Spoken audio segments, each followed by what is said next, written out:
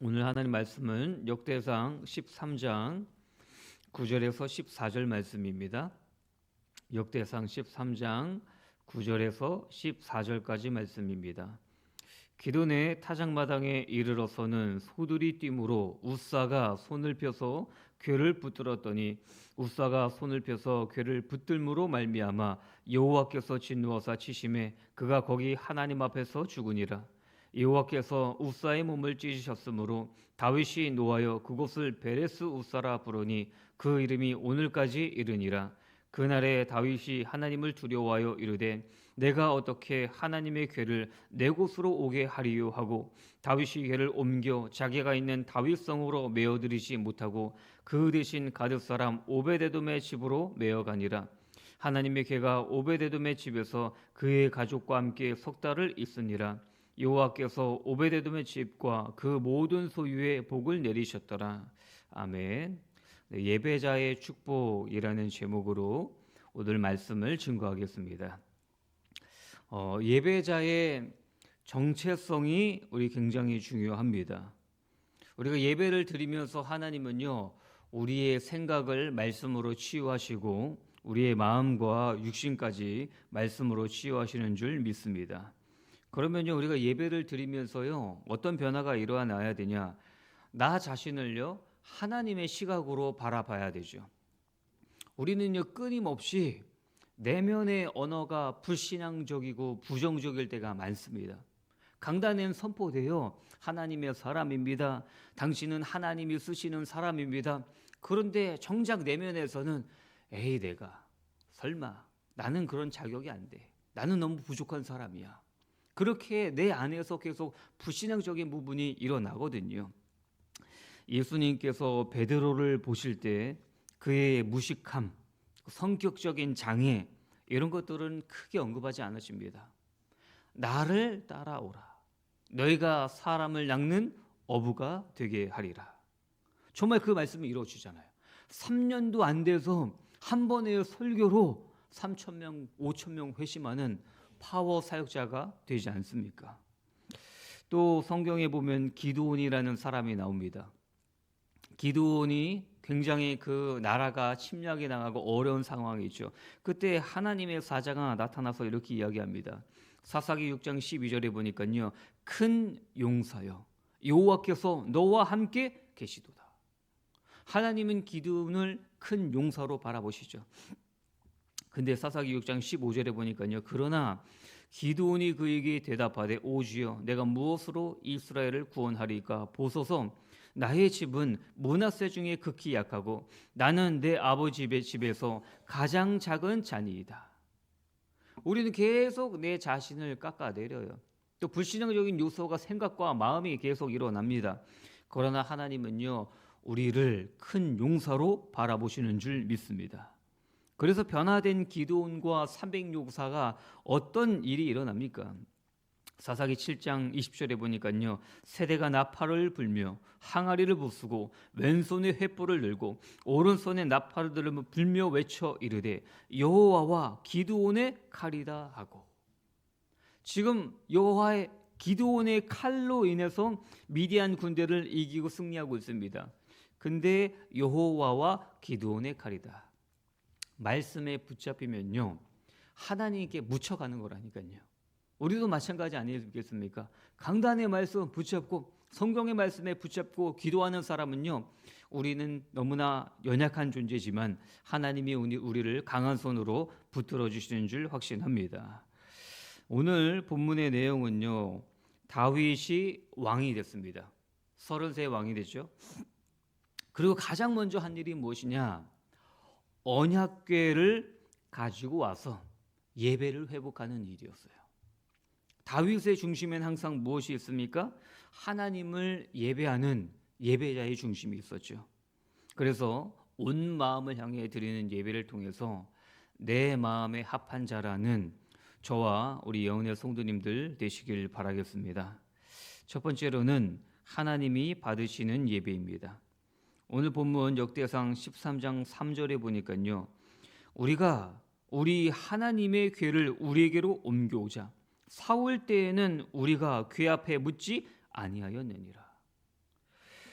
사울 왕 시절에는 어떠했다고요? 여호와의 궤는 하나님의 임재를 상징하지 않습니까? 하나님께 묻지 않았다는 거예요. 하나님을 업신 여겼다는 거예요. 하나님 앞에 예배는 드렸어요. 근데 묻지 않는, 하나님을 업신 여기는 상태가 이스라엘의 영적인 상태였다는 겁니다. 언약궤에 뭐가 들어있습니까? 십계명이 들어있어요. 만나 담은 항아리가 들어있습니다. 아론의 쌍난 지팡이가 있습니다. 즉 하나님의 임재하심을 상징하는 것이 언약궤입니다. 근데 하나님의 임재하심 묻지 않았다는 거예요. 과거를 보면요, 블레셋과의 전쟁을 또 이스라엘이 많이 합니다. 전쟁을 하는데 전쟁에서 밀려요. 그러니까 이들이 생각해낸 아이디어가 무엇입니까? 언약궤 갖고 나와서 싸우자. 우리 과거에 보니까 여호수아가 언약궤 갖고 싸우니까 가나안 땅을 정복하더라. 언약궤 갖고 싸우자. 그러니까 블레셋 사람들도 당황해요. 이 고대 전쟁이 무엇입니까? 신들의 전쟁이에요. 우리가 이겼다? 우리 신이 이겼다. 우리가 졌다? 우리 신이 저 신에게 졌다. 과거에 보니까요, 엄청난 초강대국 애굽을 박살낸 신 여호와라는 그것을 상징하는 언약궤를 가지고 온다는 거예요. 블레셋도 지금 깜짝 놀랐죠. 근데 결과는 어찌 됐죠? 이스라엘이 참패합니다. 그 다음에 언약궤까지 빼앗깁니다. 그런 과거가 있던 거예요. 그리고 언약궤가 다시 이스라엘로 돌아왔는데 저 변두리 지방에서 그냥 방치되어 있는 상황이죠. 역대상 13장 3절에 다시 볼까요? 우리가 우리 하나님의 궤를 우리에게로 옮겨오자. 사울 때에는 우리가 궤 앞에서 묻지 아니하였느니라. 사울 왕의 기도도 합니다. 근데 하나님을 어떻게 바라봐요? 내가 온 마음을 다하여 예배하는 예배의 대상이 아닌 급한 불 끄는 존재예요. 한마디로 119가 여긴 거예요. 내가 평안하고 만족할 땐 별로 상관이 없어요. 필요가 없어요. 내가 정말 위기를 당했을 때만 하나님을 찾는 그런 부적과 같은 존재, 119 같은 존재로 예배하는 그런 중심이었죠. 그래서 다윗 왕은 어땠습니까? 하나님은 119가 아닌 예배하는 대상이었습니다. 역대상 13장 4절에 보니까요, 뭇 백성의 눈이 이 일을 좋게 여김으로 온 회중이 그대로 행하겠다 한지라. 이스라엘 백성 전체의 마음에 계속 찝찝하게 남아있는 게 무엇입니까? 언약궤예요. 근데 이 일을 다윗이 왕이 되자마자 하겠다니까 온 백성의 마음이 하나가 된 거죠. 그래, 우리가 하나님 앞에 예배하자. 하나님의 예배는요, 참 이 동기는 좋지 않습니까? 우리가 온전히 하나님을 예배하자, 하나님을 찬양하자. 근데 오늘 큰 사건이 등장합니다. 오늘 본문의 9절 10절 보니까요, 기돈의 타작마당에 이르러서는 소들이 뛰므로 우사가 손을 펴서 궤를 붙들었더니 우사가 손을 펴서 궤를 붙들므로 말미암아 여호와께서 진노하사 치심에 그가 거기 하나님 앞에서 죽으니라. 하나님을 예배할 때는요, 하나님의 방법대로 예배해야 돼요. 언약궤를 이제 다윗성으로 모셔와야 합니다.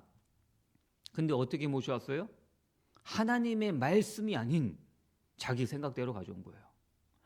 언약궤, 우리 여호수아서 보지 않았습니까? 여호수아서에 보면 언약궤를 어떻게 옮깁니까? 제사장이 어깨에 메고 옮겨요. 이게 하나님의 방법입니다. 그리고 요단강 어떻게 갈라지죠? 언약궤를 맨 제사장이 발에 요단강에 물이 담기자마자 요단강이 갈라지지 않습니까? 근데 지금은 다윗이 어떻게 옮겨요?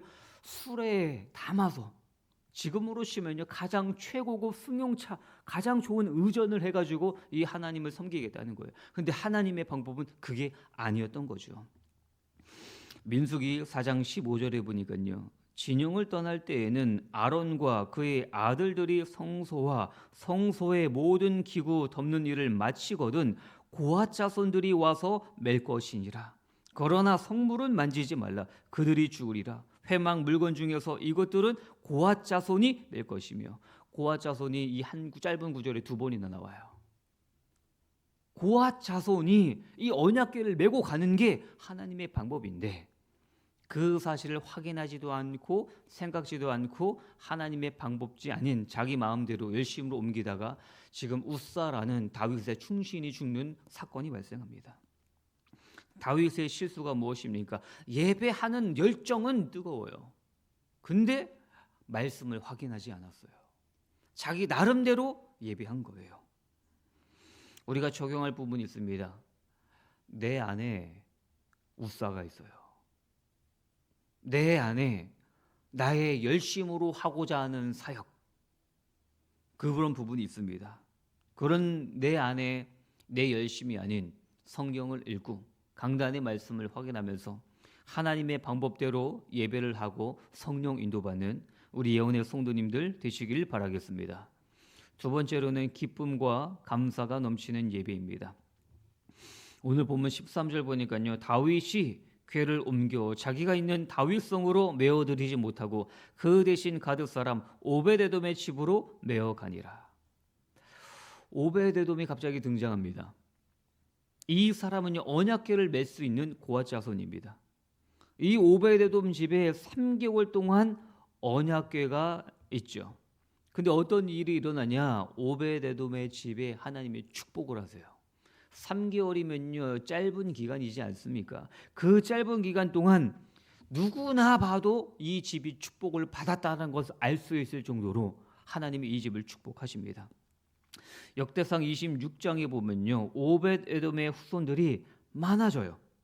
그리고 그 가족들의 모든 성전에서 중요한 역할들을 맡게 됩니다. 다윗이 오벳에돔이 축복을 받았다라는 소식을 듣고 어떻게 하냐? 다시 용기를 냈어요. 하나님의 언약궤를 다시 다윗성으로 예루살렘으로 가져와야 되겠구나. 그리고 이제 다시 하나님의 언약궤가 들어옵니다. 역대상 13장 8절입니다. 다윗과 이스라엘 온 무리는 하나님 앞에서 힘을 다하여 뛰놀며 노래하며 수금과 비파와 소고와 재금과 나팔로 연주하니라. 언제 예배는 축제가 됩니까? 하나님의 방법대로 예배할 때 예배는 축제가 될 줄 믿습니다. 여호와로 인하여 기뻐하는 것이 너희의 힘이니라.